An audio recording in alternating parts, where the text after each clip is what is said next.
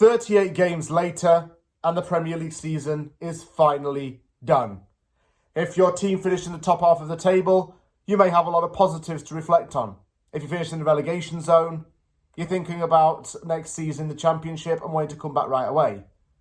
If you're West Ham, you're wanting to forget about this season pretty quickly.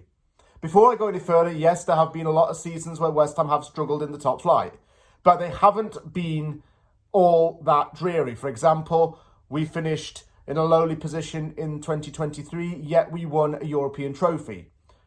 Or we finished in a lower position and we haven't been relegated, but we had fond memories to look back on. This season wasn't like that. And the game against Ipswich was just, in some ways, a good way to end the season without putting too much gloss on it. For the final time, 2024-2025, it finished Ipswich Town 1, West Ham United 3 at Portman Road. Relegated Ipswich lose the final game of the season. West Ham gets a win to top things off. Just a continuation of the emotions of the Nottingham Forest game, in the sense that it was the absolute final time we'd see some of the players.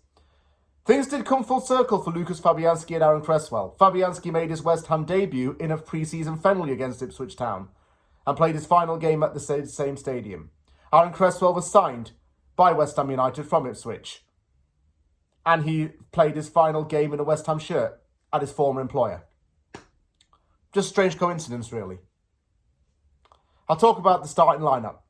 Fabianski obviously started his last ever West Ham game. He could have got minutes against Nottingham Forest, but he didn't. This compensated for that.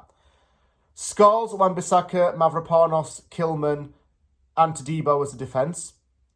Ward-Prowse, Souček and Alvarez in the midfield. Füllkrug and Bowen up top.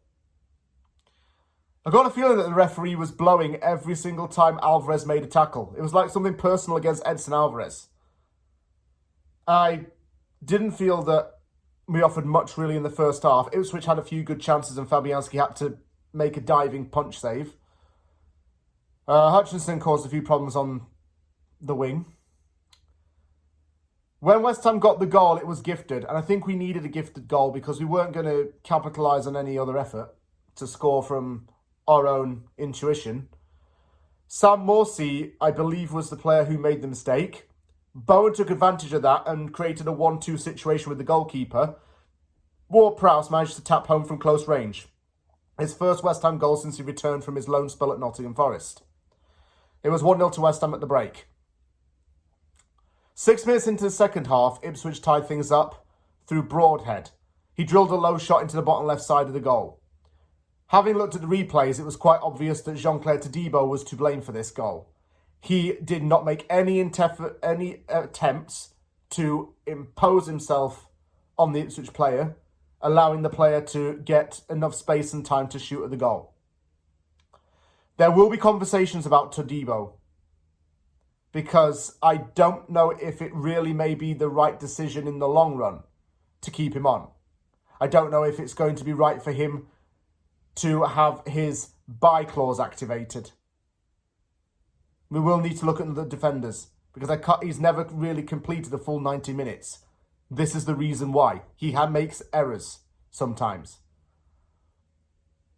Didn't take too much longer for West Ham to get the leading goal and make it 2-1. Wan-Bissaka plays in Bowen. Bowen strikes from distance. A really thumping shot. Why is Bowen not in the England team, by the way? That's the burning question that a lot of West Ham fans need an answer to.